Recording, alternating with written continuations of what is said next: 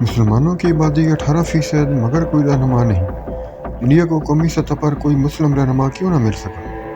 India میں سیاسی پارٹیوں کو انتخابات میں جیت کی راہ دکھانے والے سیاسی منصوبہ ساز پرشانت کشور نے انڈیا کے مسلمانوں میں رہنما کی کمی کو اجاگر کرتے ہوئے کہا ہے کہ انڈیا میں مسلمان 18% کی ایک قوم ہے جن کا ملک میں کوئی رہنما نہیں ہے، کیونکہ مسلمانوں کے ایک بڑے طبقے کو یہ لگتا ہے کہ وہ کہیں نہ کہیں پیچھے رہ گئے ہیں یا ان کی نمائندگی میں کمی رہ گئی ہے۔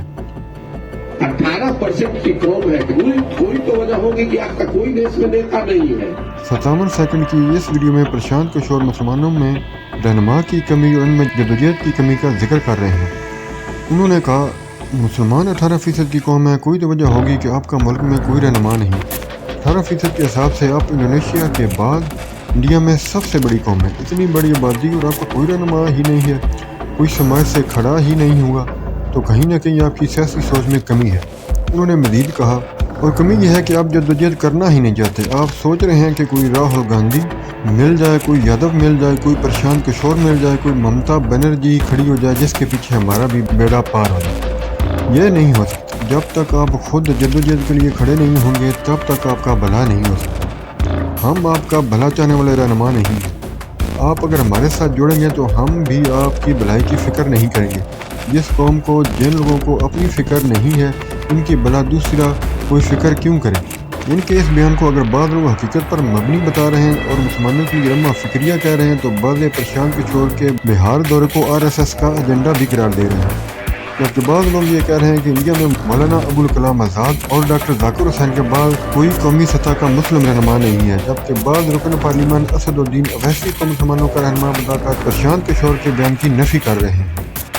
آزادی یا تقسیم ہند کے بعد مسلمانوں کی یہ ذہنیت بن گئی ہے یا بنا دی گئی ہے کہ انڈیا ایک سیکولر ملک ہے، کیونکہ بٹوارہ مذہب کی بنیاد پر ہوا تھا، اس لیے جو مسلمان انڈیا میں رہ گئے ہیں ان میں یہ احساس اچھی طرح سے تھا کہ انہیں ہندوؤں کے ساتھ رہنا ہے اور انہیں مختلف سیاسی پارٹیوں کے ساتھ رہنا ہے۔ اگر ایسا نہیں ہے اور مسلمان اپنی آبادی کے گمان پر ایک اور مسلم پارٹی بناتے ہیں تو ان کا حشر پھر سے ایک اور پاکستان کی صورت میں ہو سکتا ہے۔ شاید یہی وجہ ہے کہ مسلمانوں کے سرکردہ رہنما اور مجلس اتحاد المسلمین کے سربراہ اسد الدین اویسی کو بھی ملک بھر کے مسلمانوں کی جانب سے حمایت حاصل نہیں ہے۔ مسلمانوں نے خود کو ایک سیکولر قوم سمجھا اور اسی سیاسی شعور کے تحت ایسی سیاسی پارٹیوں کا ساتھ دینے کا فیصلہ کیا جو ملک کی ترقی، ملک کی تعمیر اور سب کی بھلائی کے لیے کام کرے۔ چنانچہ انہوں نے کہیں جنتا دل کا ساتھ دیا تو کہیں لالو پرساد کی پارٹی کا، کہیں اکھلیش یادو کا تو کہیں کانگریس پارٹی کا، اور بنگال میں ممتا بنرجی کا ساتھ دیا۔ جس ملک کو سیکولر سمجھ کر مسلمان اپنا کردار ادا کرتے رہے وہ رفتہ رفتہ مذہبی ہوتا گیا۔ تو ایسے بدلے ہوئے حالات میں پرشانت کشور کچھ حد تک درست بات کر رہے ہیں۔ انہوں نے کہا کہ ہندو ذات پات پر سیاست کر رہا ہے، ہر ذات کے لیے اپنے اپنے لیڈر ہیں، ان کی اسٹیبلش پالیٹکس ہے، لیکن مسلمان اس بنیاد پر سیاست نہیں کر سکتے اور یہ ان کے رہنما کی کمی کی ایک بڑی وجہ ہو سکتی ہے۔ آزادی کے بعد ہندوؤں کو سیاست دانوں نے سنبھالا جبکہ مسلمانوں کو علماء نے سنبھالا اور اسی وجہ سے وہ سیاست میں نہیں آ سکے۔ تقسیم ہند کے بعد مولانا ابوالکلام آزاد جیسے نیشنل لیڈر کو بھی مسلم اکثریتی علاقے رامپور سے انتخاب لڑنا پڑا کیونکہ انہیں مسلم لیڈر کے طور پر دیکھا گیا۔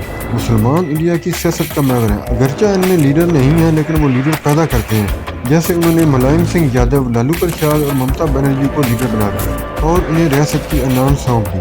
اسی طرح انہوں نے مودی کو بھی لیڈر بنایا، یعنی مسلم دشمنی بھی لیڈر بننے کی ضامن ہے۔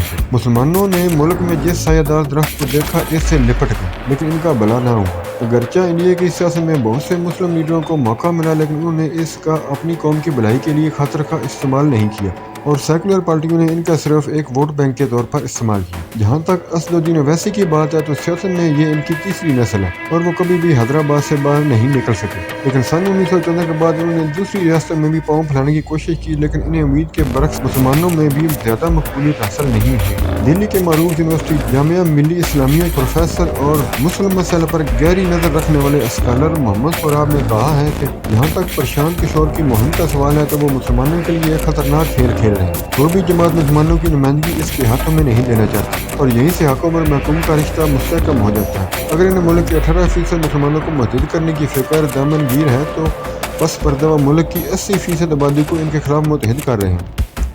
رواں سال انڈیا میں انتخابات ہونے والے ہیں، ابھی سے سیاسی بازی بچ گئی ہے جس میں مسلمان اپنی آبادی کے لحاظ سے انتہائی امید کے حامل ہیں، لیکن انہیں کون سی جماعت کتنی نمائندگی دیتی ہے یہ آنے والا وقت ہی بتائے گا۔